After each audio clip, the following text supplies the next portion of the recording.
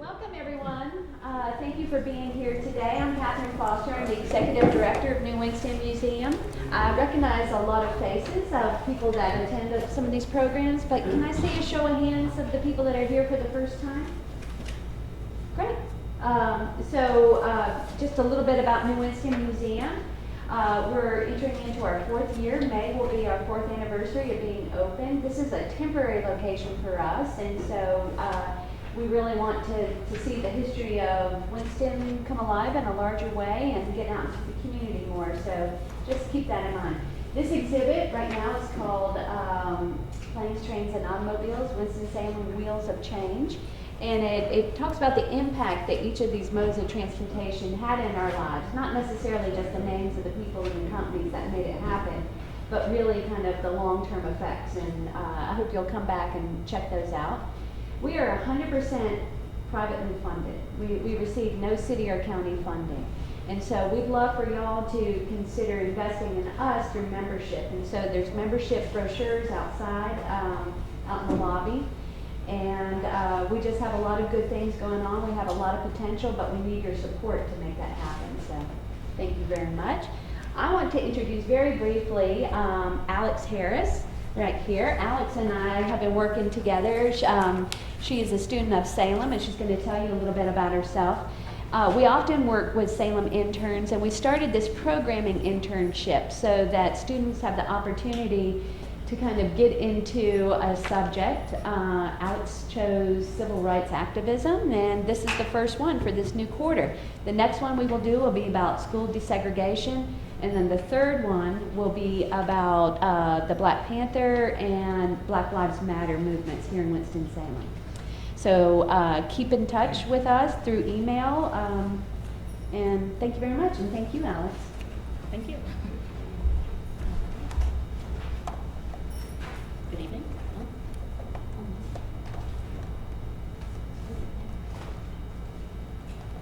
Good evening. Good evening. My name is Alex Harris, and I'm a junior history and race and ethnicity studies at Salem College, and I'm a program intern here at the Winston Museum. Tonight's discussion is about Local 22 and Civil Rights Unionism. This topic is particularly interesting to me because in my studies I focus on Black culture and Black history, and I intend to go on to graduate school to earn my PhD in history, specifically African American history, and do some work like Dr. Korstad here. So, to introduce our two guests tonight for our discussion, we have Dr. Robert Korstad and Mr. Richard Koritz.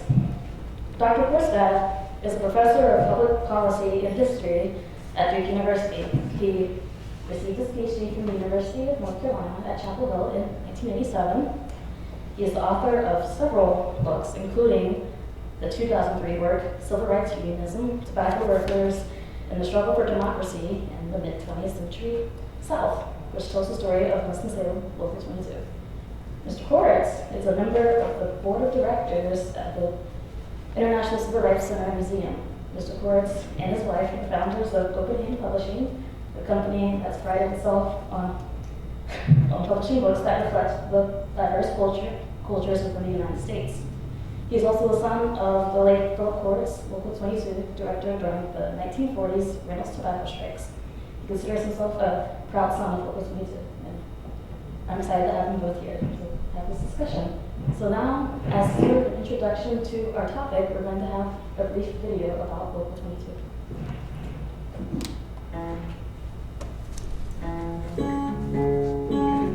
In the early part of the 20th century, Winston-Salem was a bustling town. It was a town that was developed and built off of tobacco.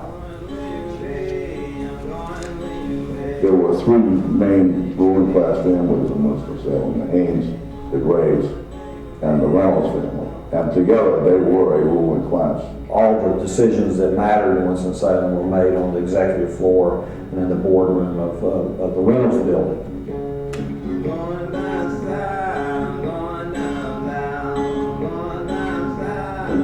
Recognize how damaging Jim Crow was and restrictive. If you were black, you just couldn't do certain things. not only did you have the segregation continue, but the economic exploitation of people working like dogs in these factories for very little money. It allowed Reynolds and the stockholders to amass this huge fortune. One of the most remarkable stories is the mobilization of this African American workforce in the tobacco industry into a union called Local 22. It was a very different and a much broader vision of unionization that had been attempted before.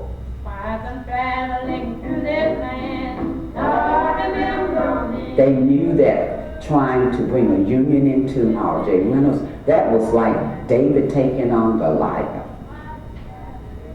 Local 22, I think, laid down a great foundation of activism.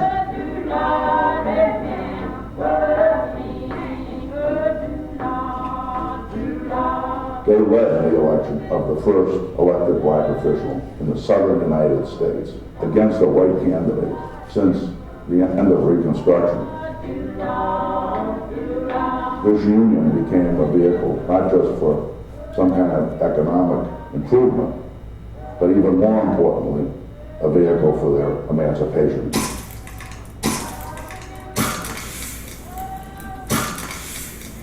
They called them communists and all sorts of other names to keep the community divided. The big push for the development of the African American community here, politically and economically, was the starting of Local 22. They were caring women, they were strong women, and wanted to make a change. One of the, I think the key moments for democratic participation in the South that preceded the Civil Rights Movement. It wasn't black funeral directors, it wasn't black preachers, it wasn't black insurance executives.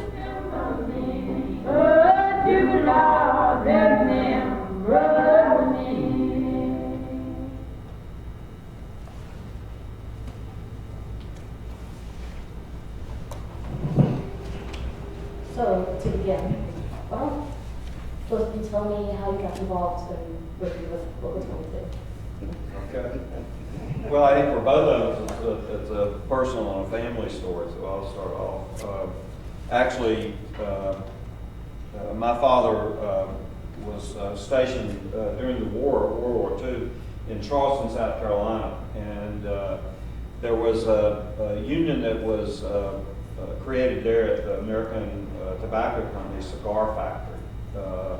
I spent the spring last year in Charleston, and they've totally renovated this spectacular building. It was actually earlier a cotton mill. Now it's fancy offices and restaurants and stuff. But it was, they've done some really interesting oral history, and they've got an online website that tells a lot of that story. So it was a strike in 1945 and 1946, and it was a strike against American Tobacco Company all over the country. And the Food and Tobacco Workers, which is the union that eventually had already organized with Local 22 in Winston-Salem, had organized there. And my father and a few of his friends who were GIs, who were kind of progressives, started working with them like college students and young people do today. They helped write leaflets, they helped do organizing, they organized a series of meetings and public discussions, public lectures about issues facing the South at the end of the war. And then when the war was over, my father was asked to start working for the union. He went to Memphis and was the business agent there for a couple of years. And then in 1948, he became the regional director for the Food and Tobacco Workers and moved to Winston-Salem right after I was born, actually. So this is really my kind of first home. I grew up knowing an awful lot about Local 22, in part because the president of Local 22, the the black leader, mass leader, Robert Black, worked with my father. The two of them, they basically couldn't get jobs. They were blacklisted all over North Carolina. So they basically ran a little landscape company when I was growing up. The two of them worked together in a truck. I worked with them a lot. So I heard a lot of these stories, but it was really only when I started graduate school that the idea of doing something with this began. I'll just say a couple of quick things to add to that. When I started in the late 70s to do interviews, I had a very difficult time getting even the most engaged union members to talk to me. This was a union that ultimately lost its bargaining rights, was red-baited in Durham, and it was a past that a lot of people just wanted to forget about. And it took a long time and a lot of persistence and a lot of help with people like Robert Black and other people, and Theodosia Simpson. Eventually, she was one of the first who didn't want to talk to me. And it was, doing history like that's hard work, and yet it was very satisfying. So that's how eventually I did my dissertation at Chapel Hill on this, and then eventually this book. We should probably be speaking on this for the benefit of the recording. I'm not, okay. Hello, everybody. My name is Richard Koritz, and as Albert said, I'm a proud son of Local 22.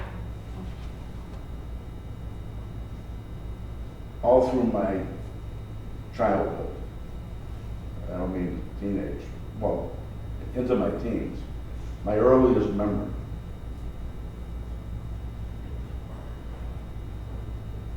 was visiting my father in prison in Sparta, North Carolina. He went there when I was, I don't know, about 2 years old or something. I think about 2 years old. So it was not the kind of thing that you understood why your father was not there. But I had not only an outstanding, courageous father, but also an outstanding, courageous mother. And she, particularly, made sure that I grew up proud of my father and what he had done. And I know that most of you look like you've been around a while. You were born at night, but it wasn't last night. And so you know that there's more than one way to deal with crisis. The way my parents dealt with crisis was they remained militant and true to what they believed in, and they acted on those things basically all their lives, but certainly all the way through the McCarthy era and beyond. So that was a powerful memory to me of Local 22, and yet, just to echo what Dr. Korstad was speaking about, during the McCarthy period, when I was a young fellow, a little bit older than him, there was not a lot of talk about Local 22 in my house, but there was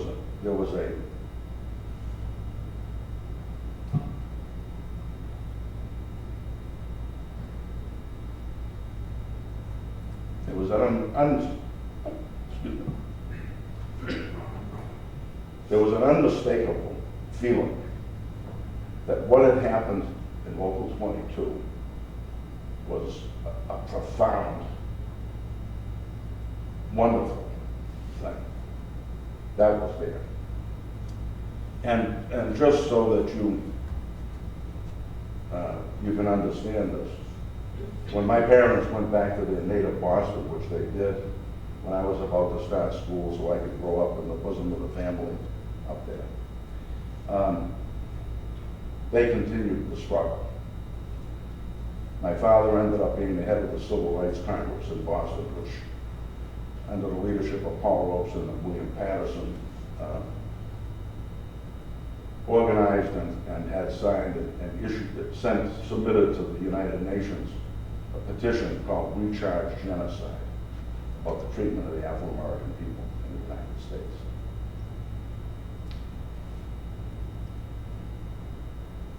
And my mother was the head of the Rosenberg Committee in Boston.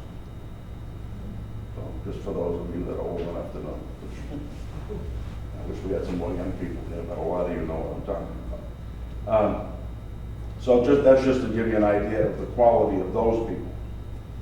We were the outside agitators, of which there were not nearly as many as the people who were the native ruling class wanted to project. As Dr. Korstad points out in the book, and I can't remember if Erica mentioned it, but basically the strength of the Union was in the people who were born and raised and worked in the R.J. Reynolds Tobacco Company and the Leaf Houses that brought us. That was the key thing. When my father died, I'm almost done with this. When my father died, we had tributes to him in various places in the country. And I have one younger brother who's quite a bit younger than I am. And when we had a tribute in the Bay Area where he lived, he made a statement that, or somebody representing his group made a statement that when my father came with his advanced ideas and all, to organize the workers in Winston-Salem.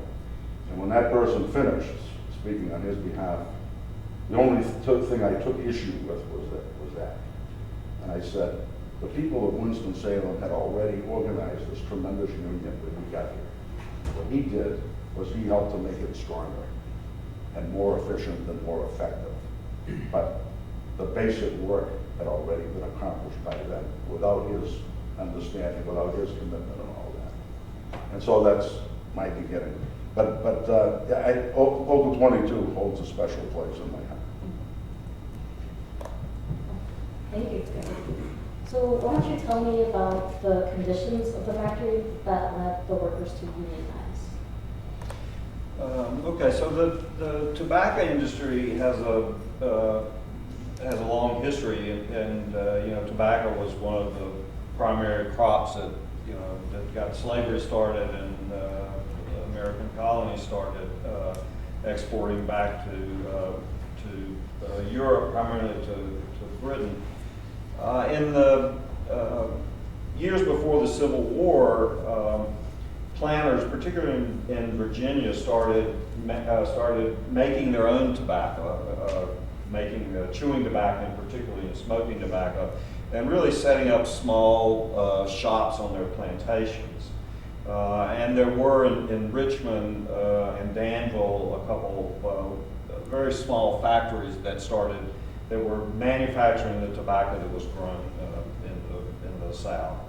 After the Civil War, this industry really took off, in part because of both in Durham and in Winston-Salem, the demand for cigarettes from Union soldiers who had tasted this very different kind of tobacco. They smoked it in their pipes, and it was also made really good chewing tobacco. It was bright leaf tobacco. And so it created this tremendous demand for manufacturing. And eventually in Durham and later in Winston-Salem, the Dukes and the Reynolds started making cigarettes and using machines as opposed to hand rollers, which created an even more demand. Not surprisingly, the workforce that they looked to had experience working with tobacco were the former slaves who had worked in both these small factories on the plantations and in Richmond and Danville. And so a lot of the first workers in those two cities, and to some extent in Winston-Salem, were people who had some experience working prior to the Civil War. The jobs that African Americans had before any of the mechanization took place they were hot, they were dirty. Tobacco is a very dusty leaf. I mean, it grows in sand, basically. That's where it grows best. And it was a very labor-intensive process. So the tobacco would be picked and cured, the big leaves, it would come to the factories, people would have to strip this big stem away, and that was, and then sort the leaves and eventually cut them up in different ways. So the work in those factories, and this was really a process that continued up until the end of World War II, of all this hand labor and particularly hand stemming, was a job that mostly African American women and men did. When they introduced machinery with cigarette manufacturing and later different kinds of machinery for cigars and smoking tobacco, those jobs were, like all industrial jobs, reserved for whites. And that's a complicated story. It's not because whites had any experience doing any of these jobs.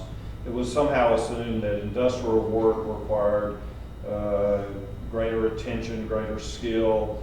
It was also seen as something that was modern and reserved, therefore, for whites. This is in an era where, 20, 30 years after the end of the Civil War, when white supremacy and the kind of it actually even new thinking about scientific racism was starting to develop. So the kind of the racial segregation of the factories in some ways went hand in hand with this new kind of racialized thinking about the place of whites and blacks in this new industrial order. So the jobs in the what was called the pre-manufacturing or preparation divisions were they were hot, they were dusty, there was no air conditioning, so in the winter it was cold, in the summer it was hot.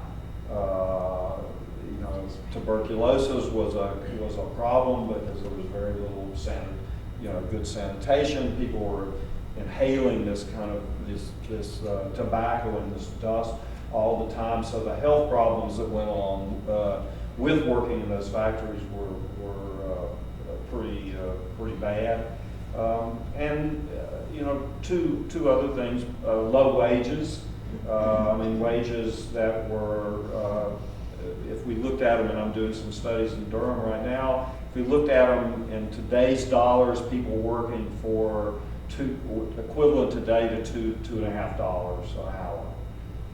So that gives you some sense of the kind of the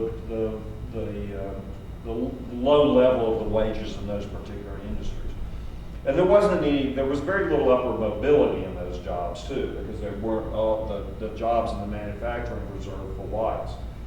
Some black men got fairly good jobs if they could make plugs of chewing tobacco. Those were somewhat more skilled jobs. The other issue, I think, and this in some ways was, at least for the organizing strike that took place here in 1943, was the issue of disrespect and the demand on the part of black women in particular for respect from white foremen and also from white women who worked in the stenographers in the office and stuff. So there was this kind of culture of mistreatment, times demands for sexual favors in order to keep your job, the way in which people kind of managed workers at that point was shouting, cursing, hitting people at times, although that wasn't quite as bad at that point. But so I think a lot of the issues had to do with the disrespect that was kind of inherent in the whole system of Jim Crow, and that was maintained both in the factory and in the larger community. So it wasn't, as one of the workers in Eastern North Carolina put it in one of the relief houses, it's a chapter of one of my books, it wasn't just wages we wanted, but freedom. And I think that was a really kind of indicative of the comprehensive nature of the demands that workers had in those early days. And you can see it in the kinds of issues that they bargained for once they had a union. better wages and working conditions and benefits, sure, but a system of industrial democracy in the plant shaped by a shop steward system that gave workers some sense of rights and some way of trying to maintain and guaranteeing those rights.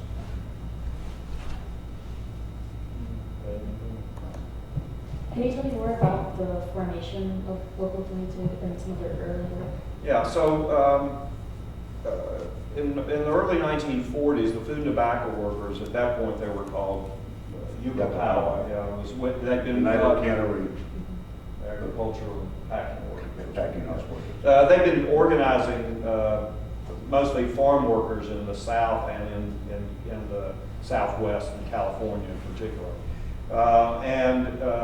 And the union officers started realizing that organizing farm labor was one of the most difficult tasks in the world, and that they really needed to concentrate on the kind of on where those products were going first, where they were being processed.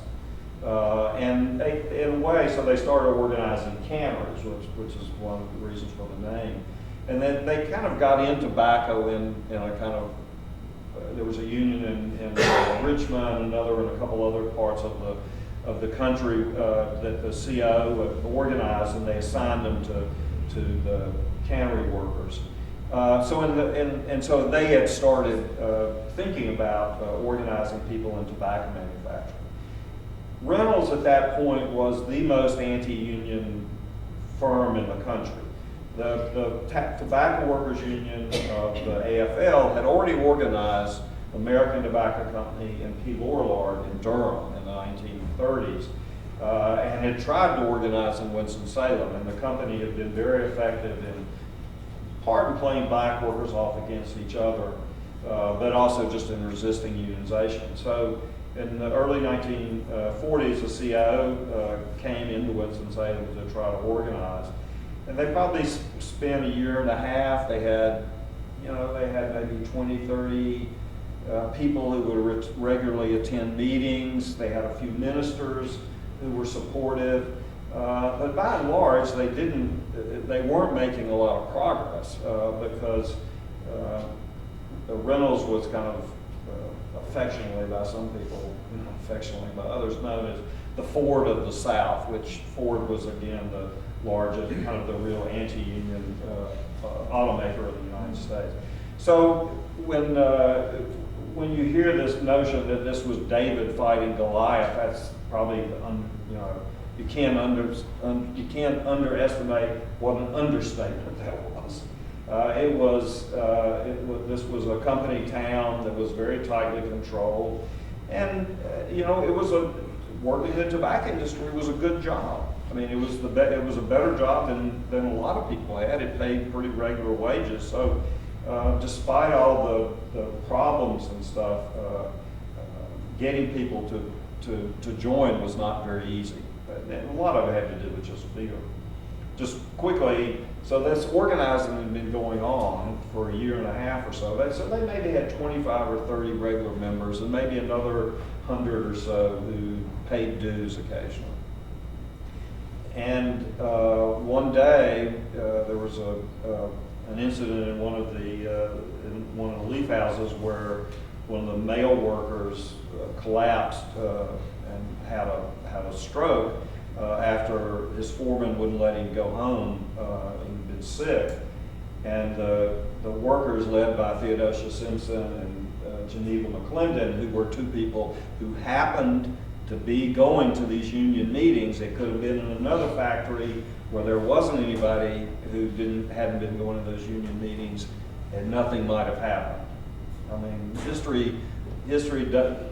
This didn't have to happen, in other words.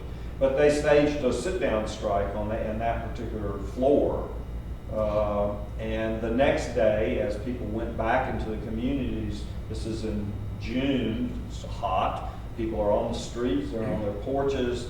Women started talking to each other about what had happened in that factory that day. and that these people had, you know, stood up to Mr. Whitaker, who was the vice president in charge of manufacturing. And there was just this kind of coalescence of support for the union and support for continuation of this walkout. So the next day, more and more workers joined, to the point where that was by the weekend, the factories were basically closed because the pre-manufacturing departments were all African American, and they were all out on strike. So you went from 25 workers to maybe 4,000 to 5,000 dues-paying members in a matter of a week. So, you know, people are out on the streets. These were some of the most interesting stories that I heard. You know, the union leaders were out with union cards. Fortunately, the union had a bunch of cards to sign, and the initiation fee was $1. And people at that point were paid in what was called bow dollars. Somebody must know what that means, I don't. But it was silver dollars, I think.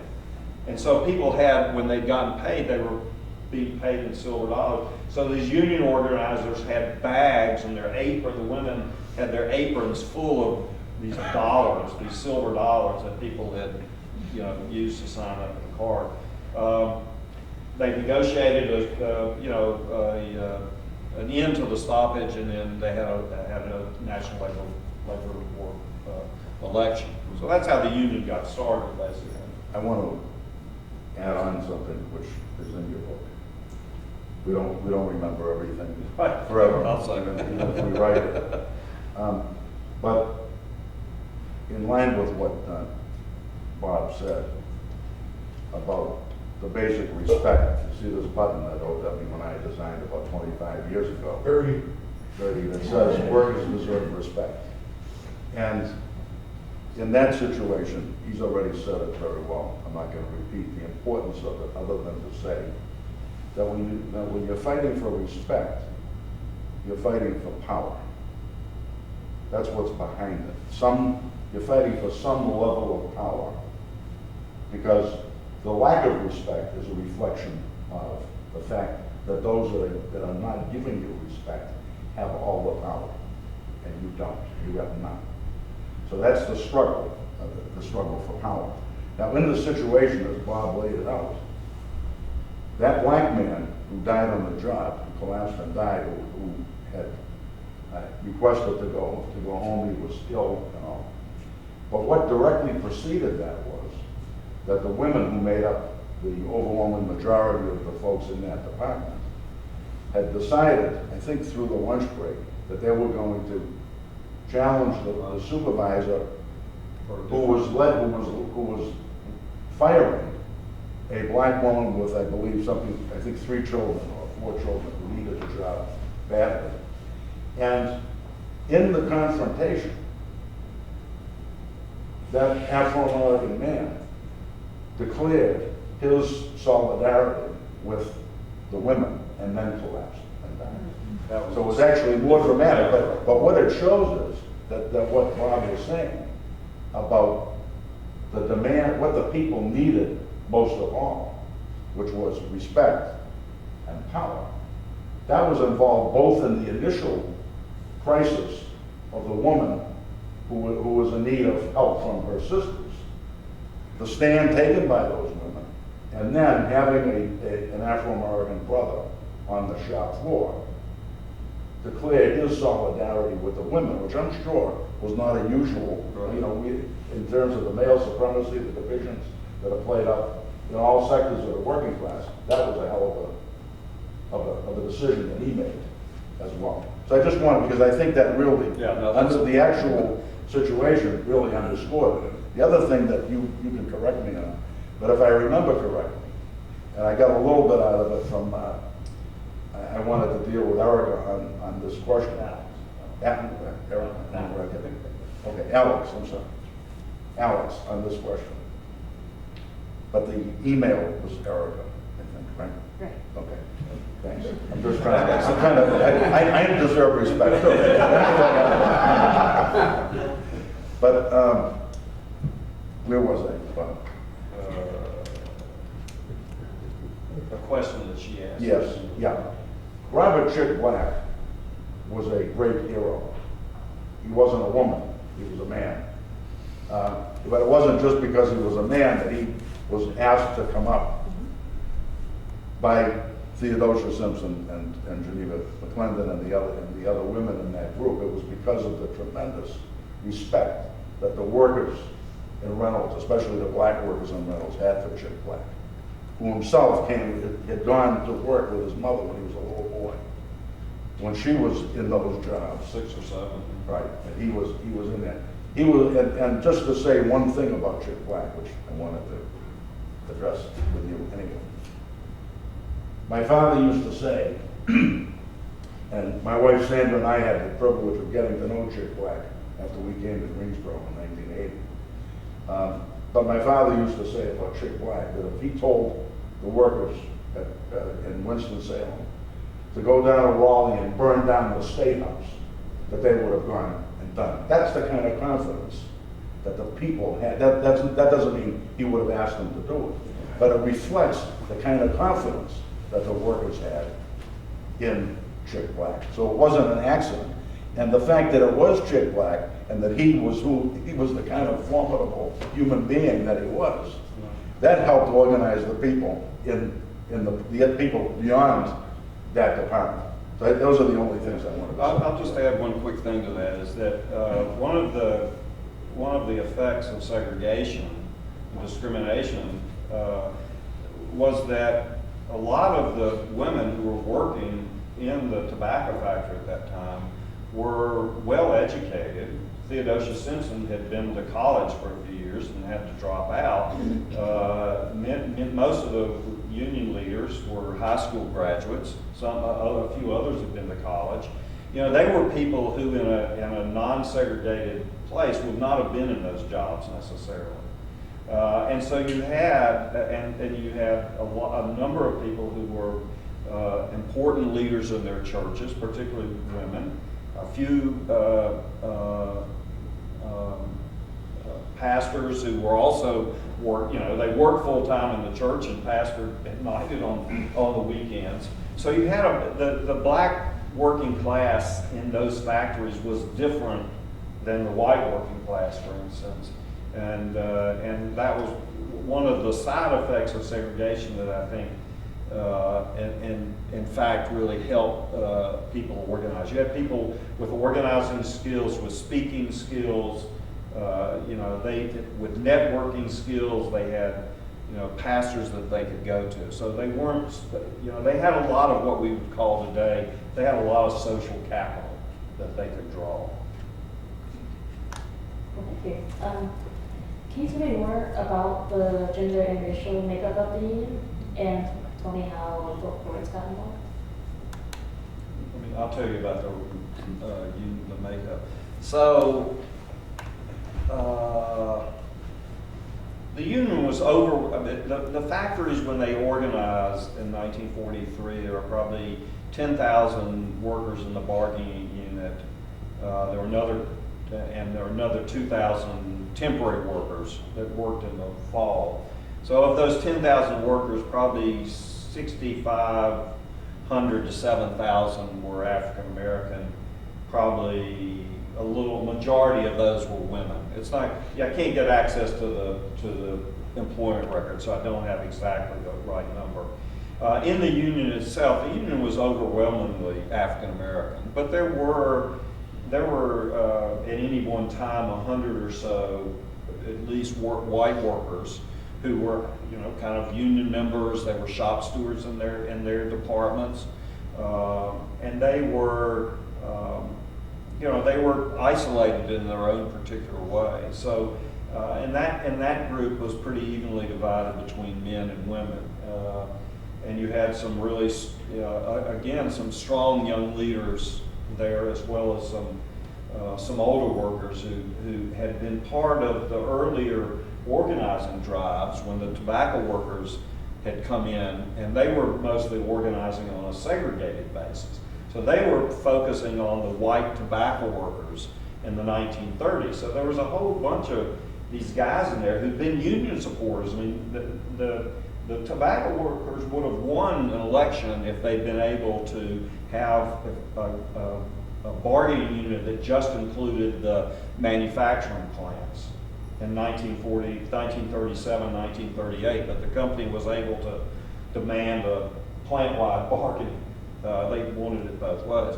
So there were a lot of unionists in those factories who were white. Now, they might not have joined the CIO union, but there was a lot of payment of dues under the table by these white workers, even though they didn't come out, in publicly support them.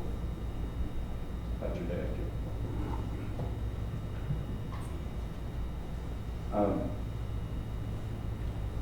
They had a few great leaders among them too, the white workers. And people can look at the photos that Hank brought down there and you'll see Slim Shepherd was one of them. And a few of his girlfriends, I think, two or three of the other main union activists. Philip Koritz was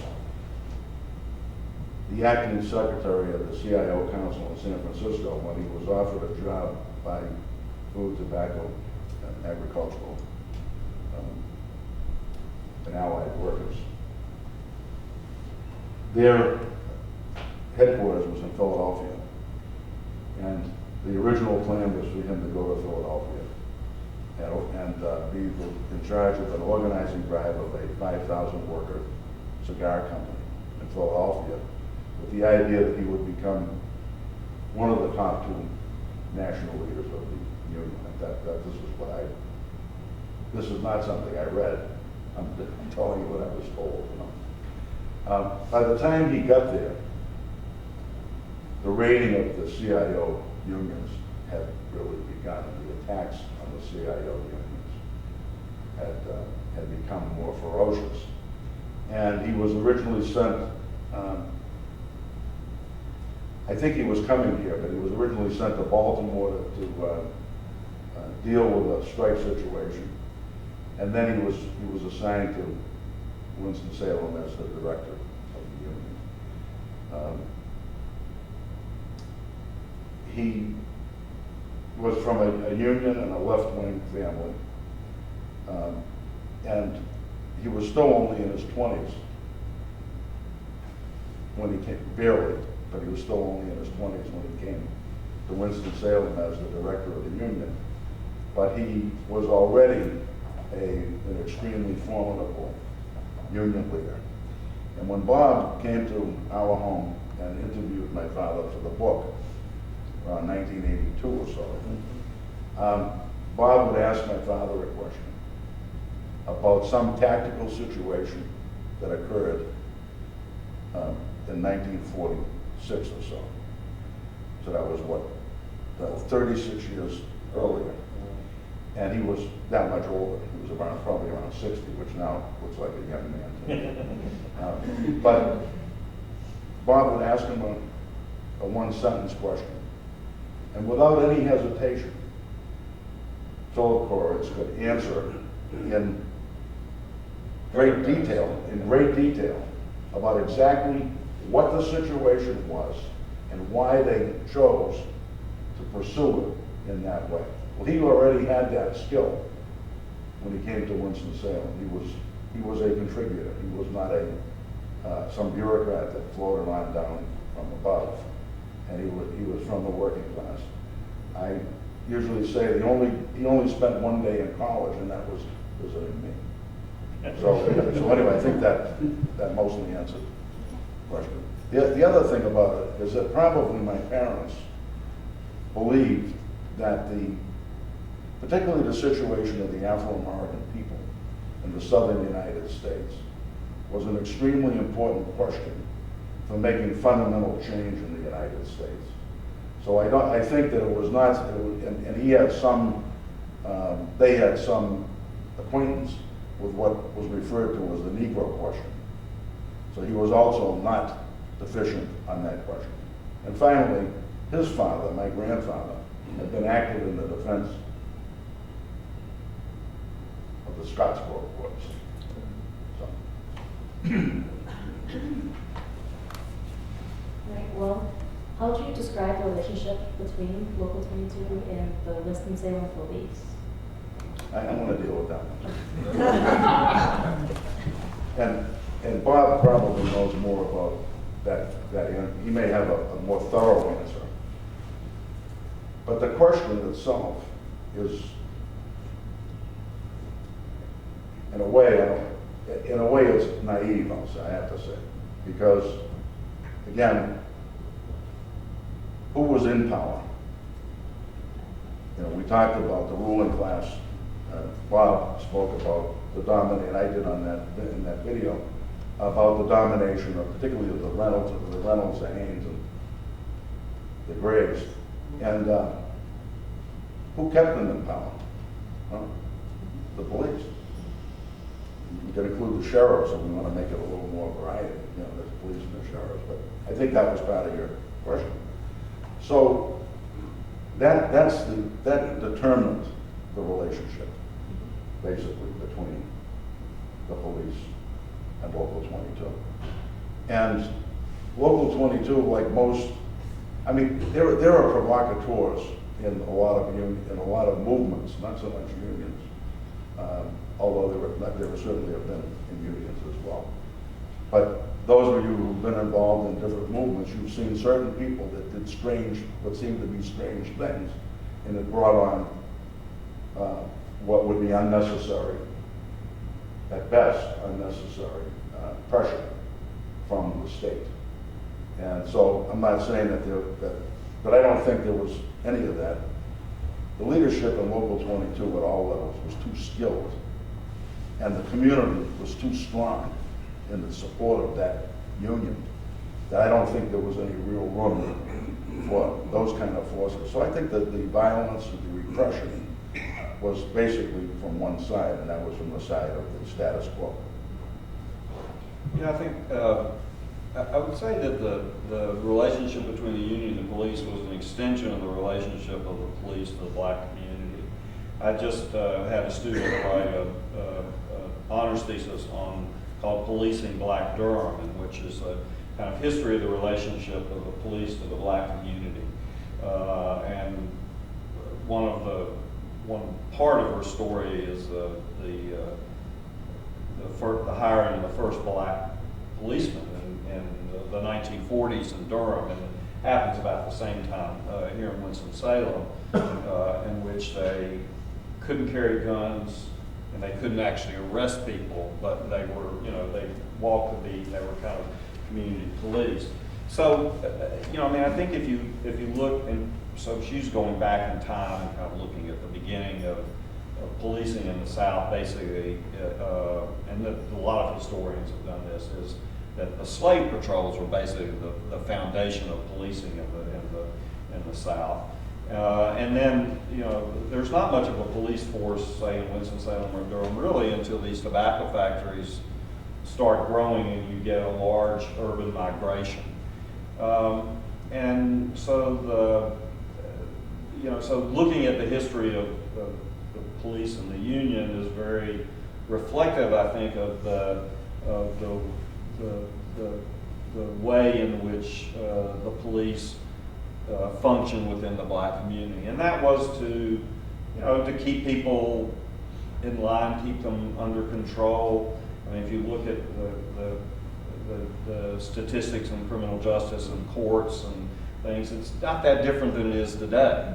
In terms of the excess number of African American men, in particular, who were arrested. In those days, it was for drinking or for gambling or a few things like that, kind of vice crimes, misdemeanors that then became felonies and things like that. So there wasn't that much difference. I do think that in 1946, and this was a situation that Richard's father got involved in, the police there was a strike at Piedmont with the Leaf Houses. This was at Piedmont Leaf House, in which the strike was pretty successful, and the police, I think, did conspire with the company, the Leaf House companies, to try to break the strike by breaking the picket line, having a truck run through the picket line, and when the picketers tried to keep the truck from coming through, the police just swooped in. They happened to all be there at the right, at the time, and it was obviously a very much of a setup to try to break that strike. I will say that in the aftermath, and then again, there was another larger strike in 1947 that involved R.J. Reynolds Tobacco Company workers. And there, the police were a lot more even-handed. And I think it has a lot to do with what Richard just said, was that there you had, 8,000 or 9,000 unionized, organized workers, and you also, by that point, had a voting, a large number of black voters. They just elected Reverend Williams. They had a kind of a place and a power and a respect in the community that came from the power they had, which I think is exactly the way to look at it. And so that required a different kind of strategy on the part of the police. I think it's an interesting issue to look at. I think, with the exception of a few different moments in time, the relationship between the police and the union was one that was, they pretty much kept each other, kind of stayed away from each other, and with the exception of this 46 of them.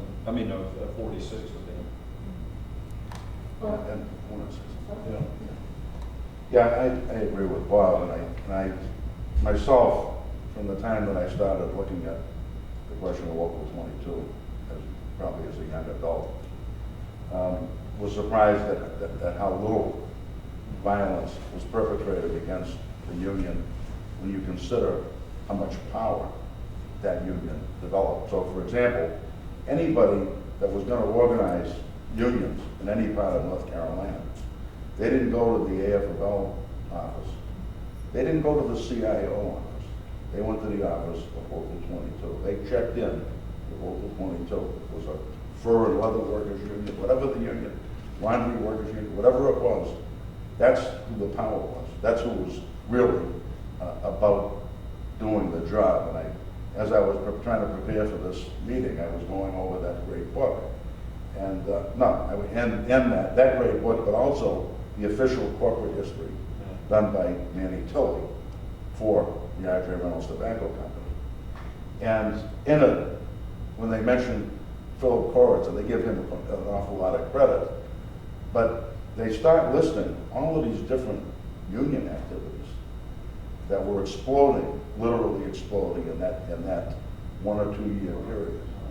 And it was all around the dynamism of Local 22, which shows you a connection between what in my parents' day was called the Negro question and the question of the class struggle.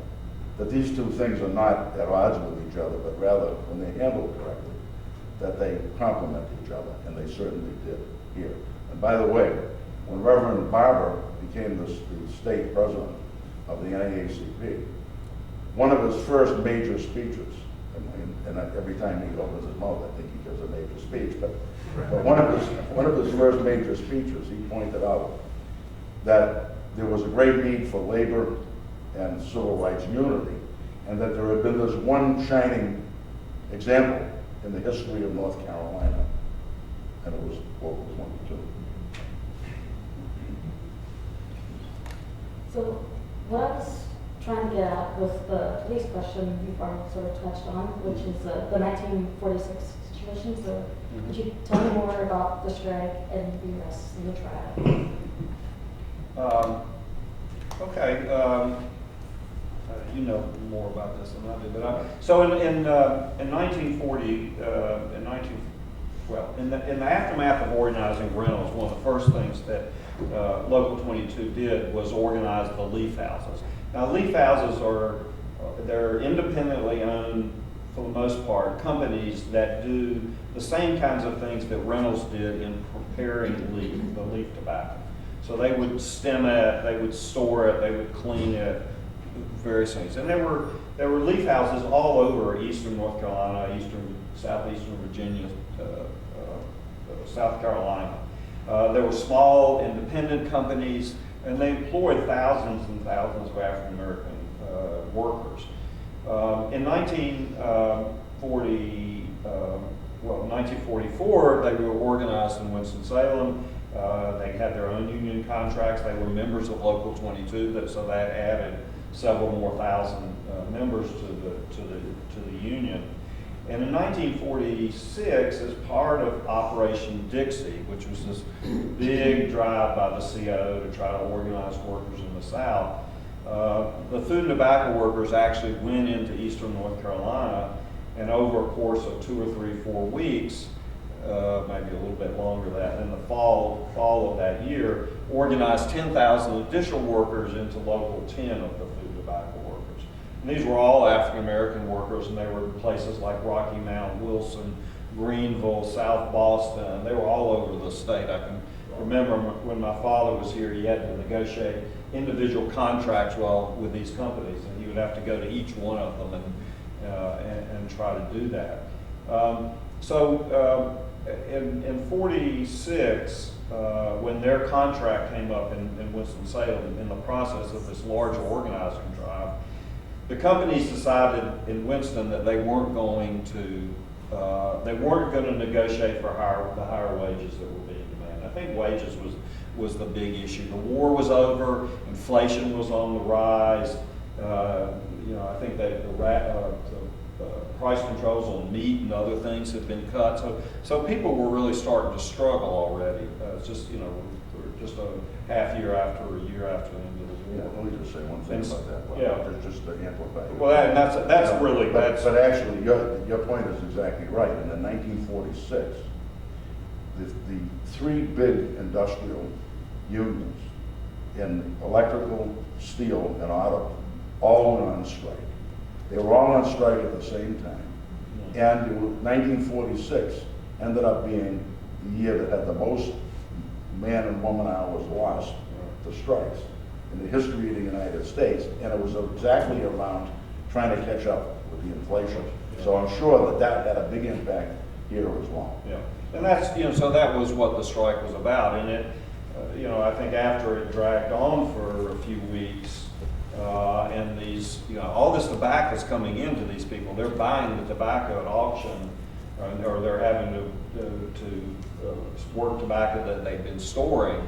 So there's a certain kind of desperation. You can't get too far into the fall, without starting to process this stuff. So there was I think a desire on the part of these local companies, smaller companies, to get these workers back. Without having to give in on the wage negotiations. And that provoked this, what I think was this kind of collaboration, or whatever you want to call it, between the police that led to the arrest. And you saw some of the slides of this woman, Margaret, young woman, mother who was really slammed into a police car. She was pregnant at the time and injured. And a couple other workers treated in the same way, and then ultimately Richard's father got arrested for basically trying to intervene and get them to stop. So I'll let you kind of finish that out.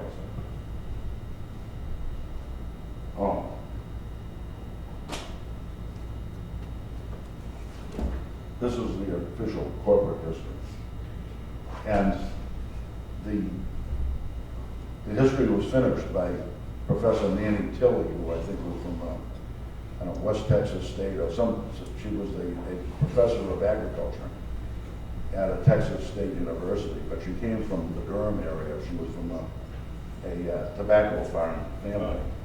And someone who was run for mayor at one time in Winston-Salem, and he was the first one, I guess, that said they finally published the corporate history.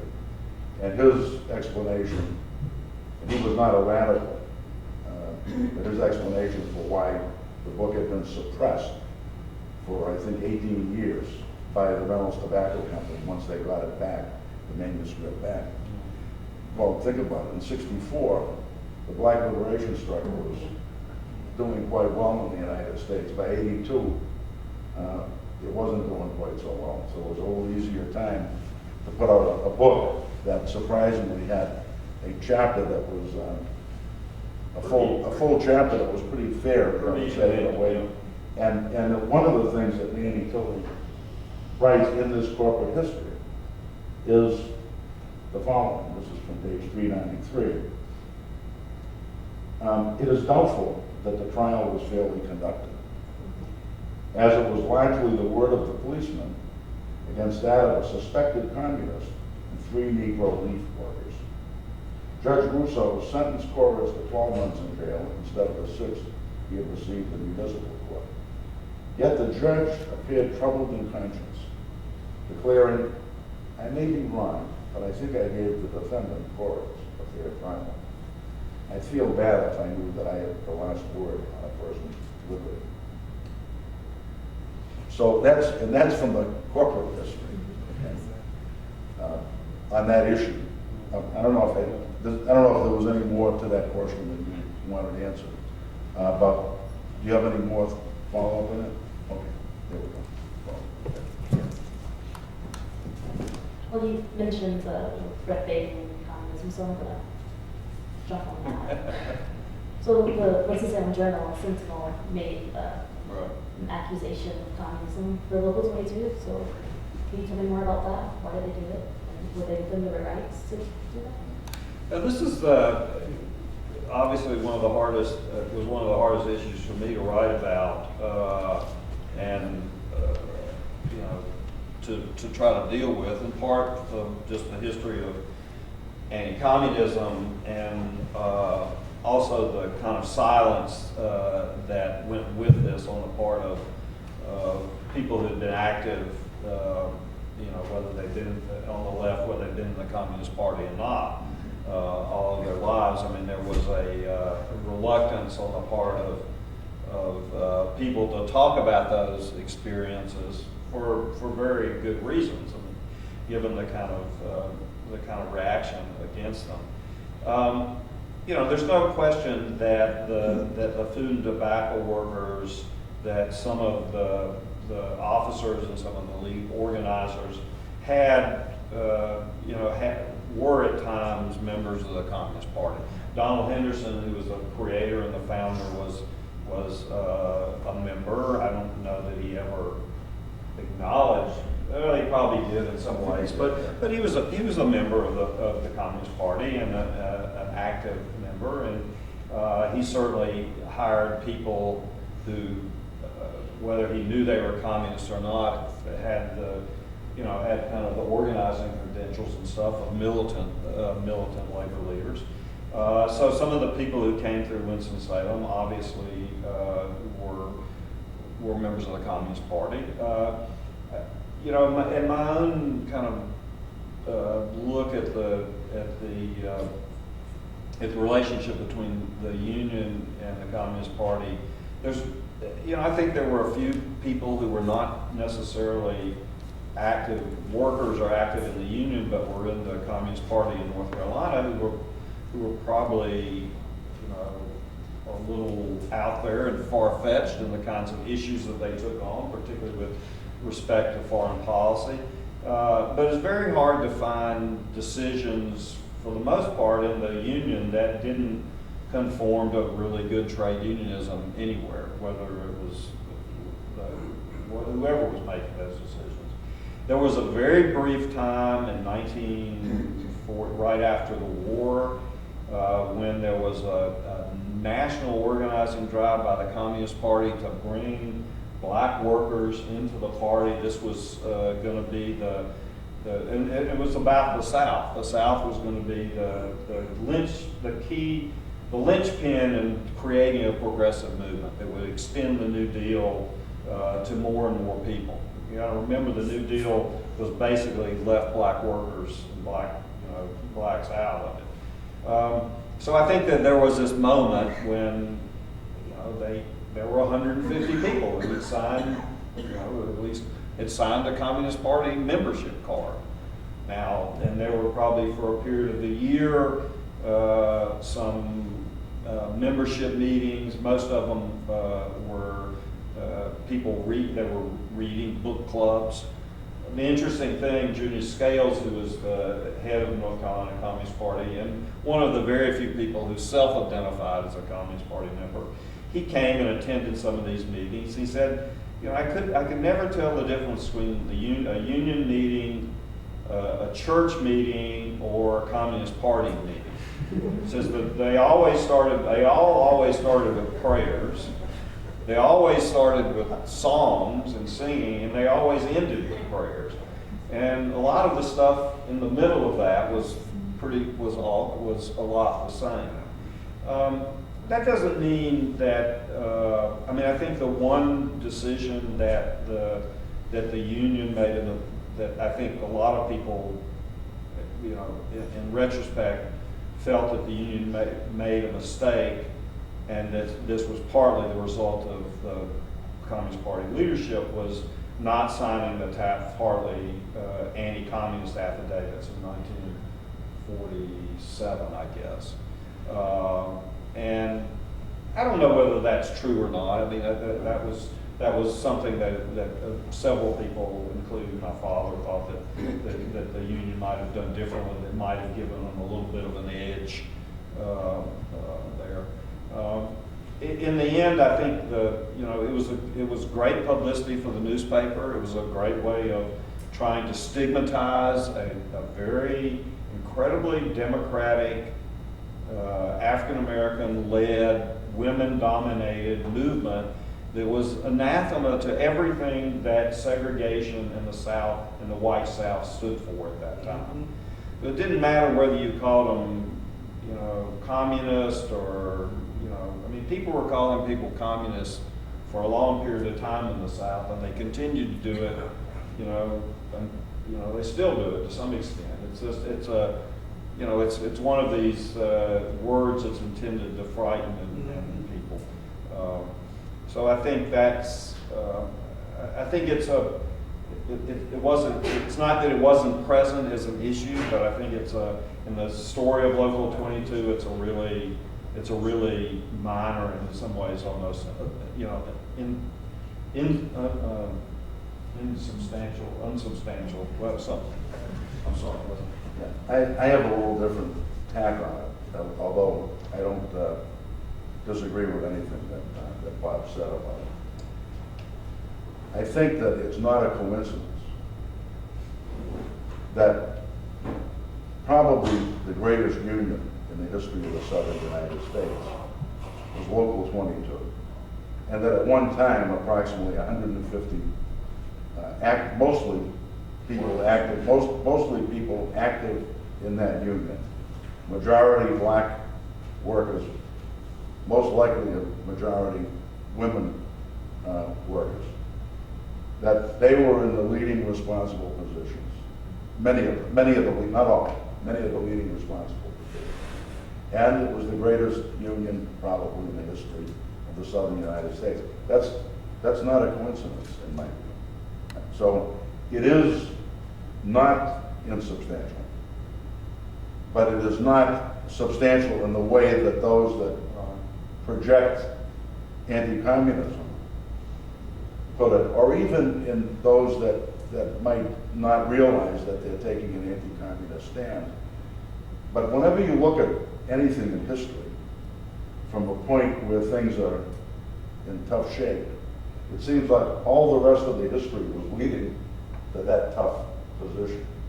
And the opposite is also the case, so that whenever you're at a high point, then it seems as if all of the history up until that time was building you to that high point. So if we want to take the role of Local 22, when it was making all these path-breaking, pioneering advances, and when I presented my father with his Unsung Hero Award at this International Civil Rights Center and Museum banquet in 2009, I emphasized one sentence by saying it twice.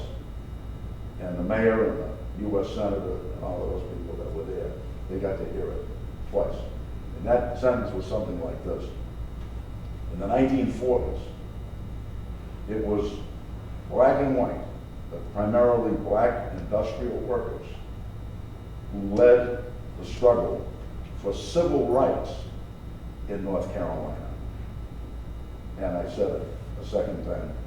And that's a pretty remarkable thing in itself.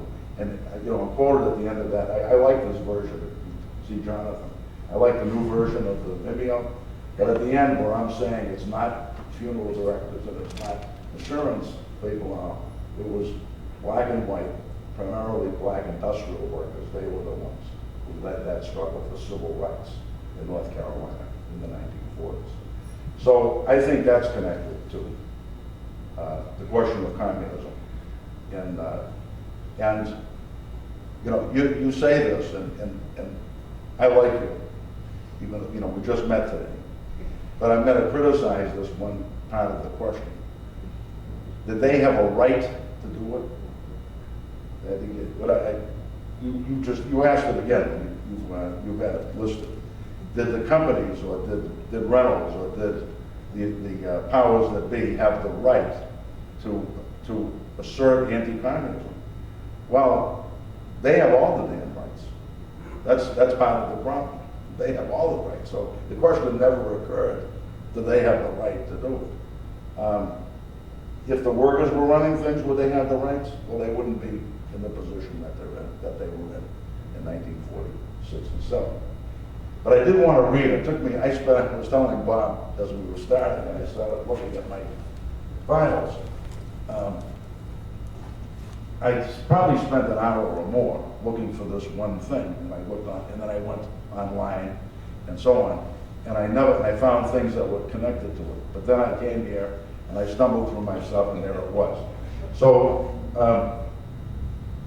our friend Will, raise your hand, Will. I shared with Will the knowledge about Local 22.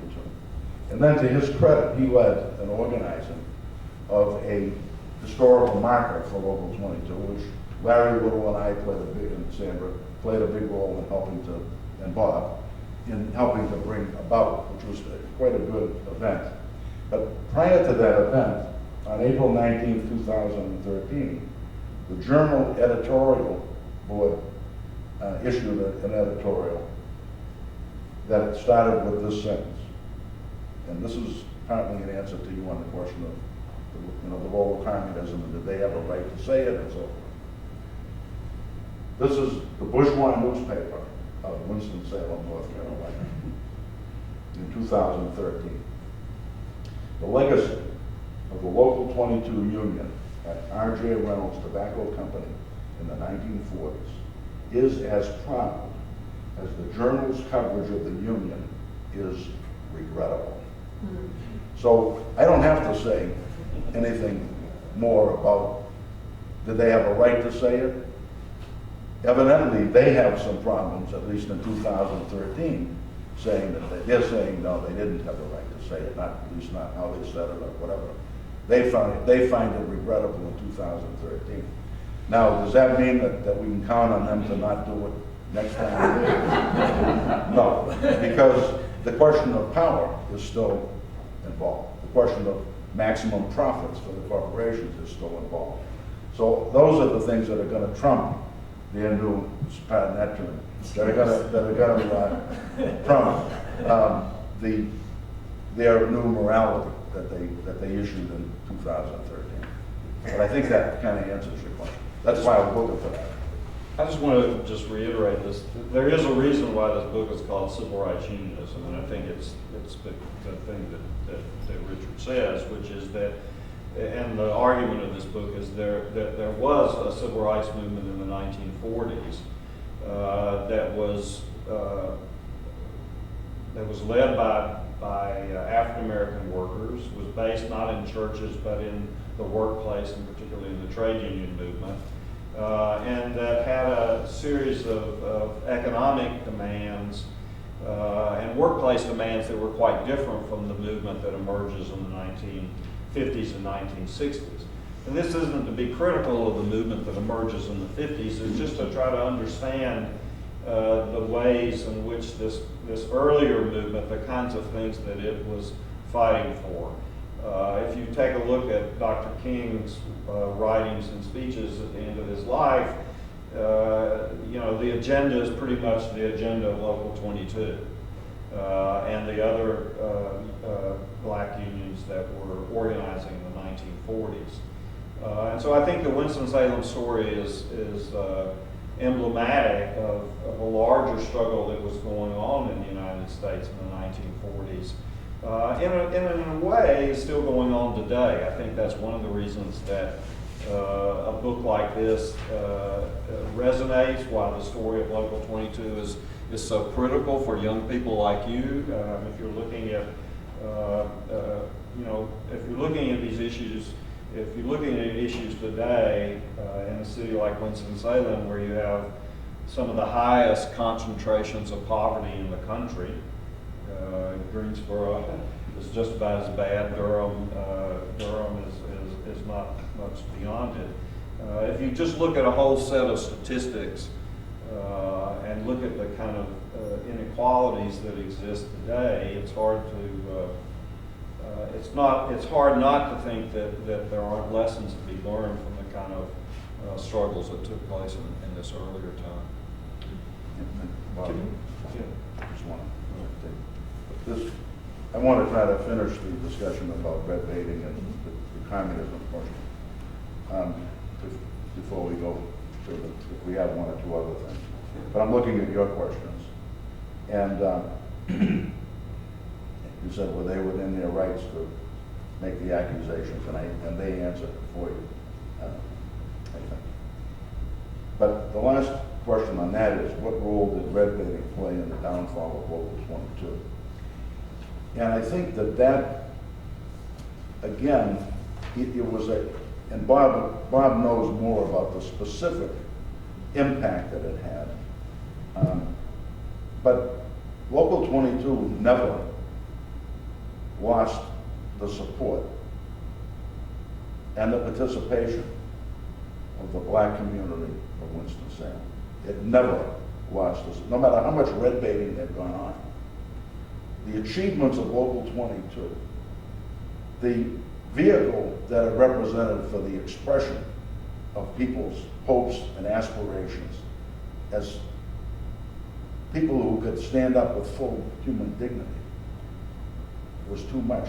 Those people never deserted Local 22, not when Richard Nixon came to Winston-Salem, no matter how much red baiting went on. But I live in Greensboro, and I've lived there since 1980. And in Greensboro, and I think it's in this terrific book, it's mentioned the organizing drive at a tobacco plant in Greensboro after the red baiting attacks had begun on Local 22.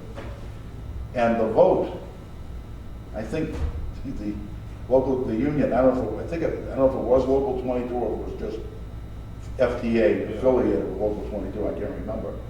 But I think maybe the union, maybe the workers, only maybe 4 workers or 3 workers out of whatever number, it was maybe a few hundred. Almost no workers there voted for the union. So the red baiting of Local 22 had a great impact where Local 22's work was not known. But in Winston-Salem, the only way that they were able to get Local 22 out of Reynolds, and at the time of the 75th anniversary of the R.J. Reynolds Tobacco Company, the ballots, the contested ballots had not been counted yet when they had their big, Reynolds had their big promotion around their 75th anniversary. So right in their material, they say they don't know whether they've won, or whether the workers have won. I mean, I'm putting it in my terms, or whether the workers have won. But the only reason it was close was because for the first time, the National Labor Relations Board had included the secretarial workers in the bargaining unit. And Reynolds had automated the stemmery, so you had the base of the union had been diminished. And that was the only reason why it was close here. The people of Winston, the Afro-American people of Winston-Salem never deserted the Union. So the red baiting was not, it was a factor, and you can see it by the vote in Greensboro. And it meant that the Union didn't have the same leverage in the broader community here that it had before. The whole country was shifted to the right. And Winston-Salem was not exempt from that. But I'm not going to repeat the rest of what I said. Yeah, I think that's just one quick thing, because there was this mechanization in which roughly 2,500 black women lost jobs in the stimmeries over a course of 2 or 3 years. And the other thing that the National Labor Relations Board did that year was not allow seasonal workers to vote as part of the bargaining unit. So basically you had the vote was like 49, I mean, it was like there was only about 49 difference, and you think about, that's roughly 3,000 to 4,000 black workers who weren't in the bargaining unit that had been in the bargaining unit in 1944. So, I mean, I think Richard's point is right, that in the end, you know, the kind of red baiting and stuff had very little impact on the workers themselves. I like that you mentioned the union's impact on the broader community, so I'd like to go a little more in depth on that. How did Local 22 affect the larger civil rights movement? So I think, well, I think it did in a lot of different ways. Let me just say what I think is probably the most important, was in politically, mobilizing politically a community that was at the forefront of voter registration, voter rights in the South. You got to remember, in the 1940s in the South, there were very few African Americans who were voting anywhere because of a whole variety of strategies that were created by different states. Largely, it had to do with just the refusal of registrars to register blacks, and this would be the case for well-educated blacks as well as workers. And so the ability of workers to use the power that they had through the union in 1945, and in particularly in 1946 and 1947, to be able to go to the registrar's office and have a union and thousands of other workers behind them, led to them getting on the voting rolls and being able in 1947 to elect Reverend Williams. And also, I must admit, there were two or three other white kind of labor candidates who won that same election to the Board of Aldermen. So it wasn't just Reverend Williams. And I think that the political structure that they built in that community is still alive today. The precinct captains, the way that the whole political and voting system was organized was maintained and passed down from generation to generation. And we just saw our former state senator who was a product of that and a proud descendant of those people in Local 22 who understood that, as Chick Black said, you couldn't, what we won in the workplace, we couldn't guarantee if we didn't also have some kind of influence at City Hall. So I think there was a recognition on the part of, and this didn't require any kind of outside force to make this palpable for people, that political power was something that was absolutely essential. After all, why would it have been taken away in the late 19th century if it hadn't been something that was really critical? So I think that was that's one legacy. The other legacy is, Reynolds maintained most of the provisions of the collective bargaining contract. The shop steward system didn't exist and continue to exist in the same way, but there was an informal shop steward system. Seniority continued to play in terms of layoffs and stuff. Wage benefits. In fact, Reynolds did something in order to ensure that it didn't ever have a union again, which was that it always paid higher wages and gave better benefits than any unionized tobacco company in the country. And they didn't do that because, it was just out of the generosity of their heart, but it was it was good business sense. And I think that people, I think that was another lasting impact. I think having been able to maintain the union would have been better, but if you look at how the workplace got transformed and how the community got politically mobilized, those things have a long history and a long legacy here.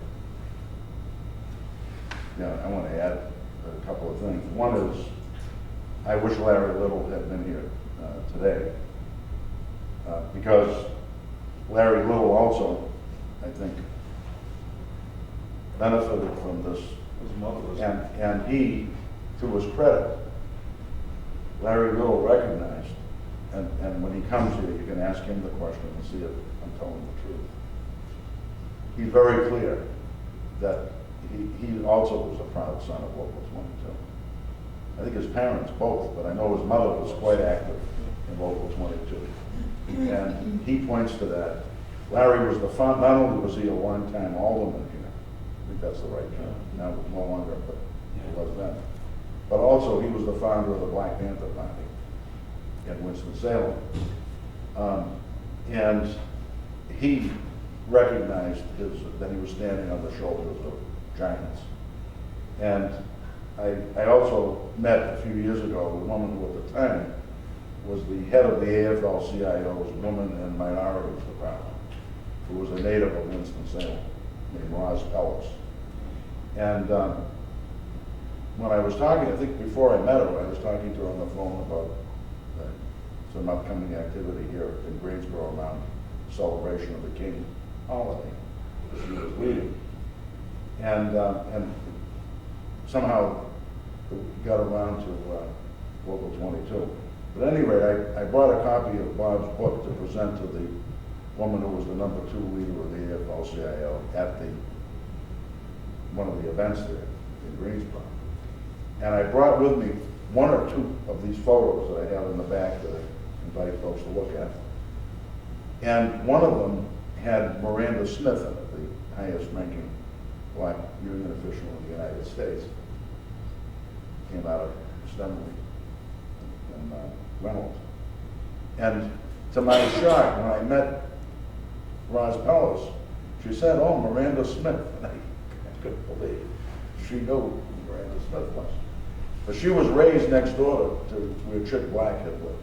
And she said her whole childhood was all full of Chick Black stories.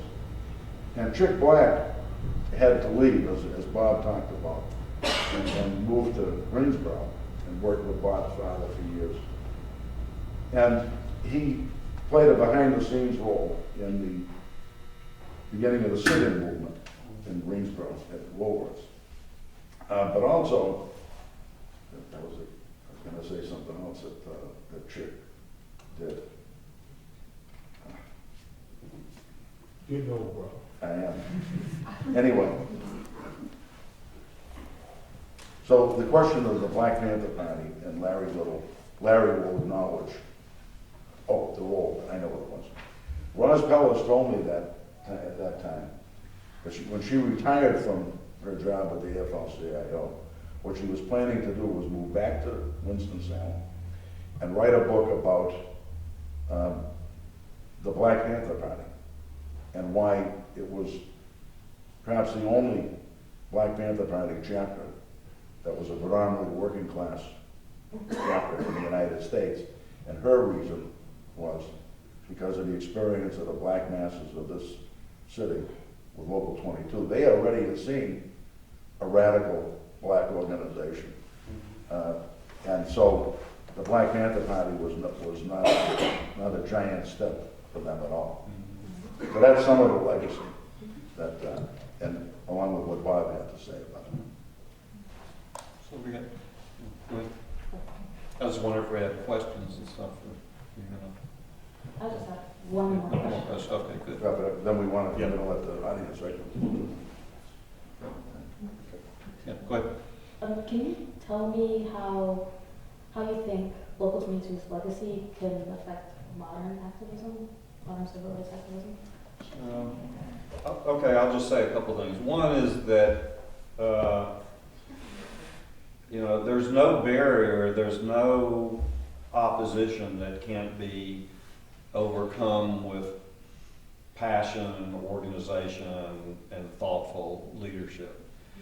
I mean, if you had asked any of the, and some luck, if you'd asked any of these people in May of 1943, that by the end of June 1943, they were going to have a union with, many thousands of workers, people would have laughed at you. I think sometimes when I teach comparative courses on the civil rights movement and the anti-apartheid movement, and if you think, there's another instance in which a kind of exploitive system kind of collapsed or kind of underwent this kind of monumental change, in some ways almost overnight. So I think that's one of the things that young people can take away from this, is that if you fight hard enough, you're not going to always win, but there are moments in history when you can mobilize people, when social forces come together in such a way that that can have real change in people's lives. And then I think the other thing is just the critical role, and there's some really good writing coming out about this right now, just the critical role that Black Americans have to play in progressive movements in the United States. And this was something that I think was recognized at this point in time. And I think it's something that a lot of people are trying to understand today, whether it's through Black Lives Matter or through political parties and political mobilization. The South, particularly the efforts in the South to build biracial coalitions, or now multiracial, multi-ethnic coalitions, this is where it's at. And I think that looking back and seeing how earlier generations have struggled and helped build organizations that have made significant change, I think that's something that's very important for people. Yeah. This is my only comment, because I think we're going to have some questions, is a quote from the official corporate history. Paid for, authorized, and finally published by the R.J. Reynolds Tobacco Company. This is the Bible Belt. I'm giving you all the background you need with this quote. You ready? Houston Adams, a Negro employee in number 65, believed it was the Union that made Christians out of the Reynolds bosses. Okay? Again, you know who wrote it, you know who published it, right? And then she says, an interpretation that furnishes the most likely explanation. That's the legacy. On that note, I think we're going to open up for questions. Yes, sir. Do you need for record? Are you recording this? Yeah. Okay. Video pick up. Video, pick it up. Okay. Yeah. So, this great book, but also opportunities lost and found. I wonder if this question has to do with the current struggles in North Carolina. Again, seems to be the center of a lot of things that may have an impact on the country as far as that change in power that you all talk about and confronting inequality. And I wonder, I know that a lot of the Local 22 struggles seem to center around this rights consciousness of not just what was inside the Reynolds plant, but the civil rights unionizing and broadening that, and these things were interdependent, these struggles for different rights. Now we see a lot of that same kind of thing going on. We have the struggles about inequality with Occupy. We see the Black Lives Matter movement, and I'm wondering though, how is that gap? Do you think it still is relevant that